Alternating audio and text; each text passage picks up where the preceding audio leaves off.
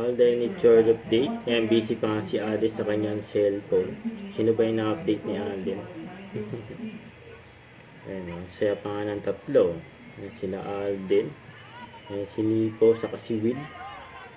Nag-shuttle na sila para bukas. Ayan yung mga fans nila. Ayan, tinuro pa nga ni Ade yung pangalan niya. Oh. Ayan, nakasulat. Oh. R4 Person. Ayan, oh.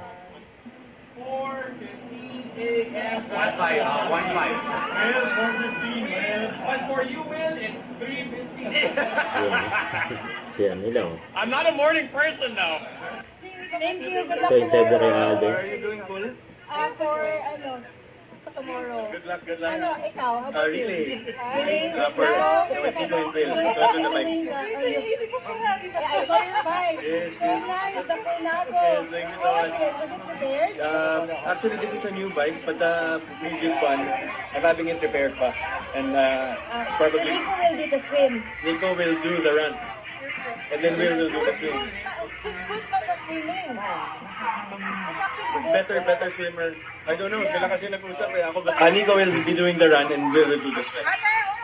And then Will do the Swim. swim. Yes.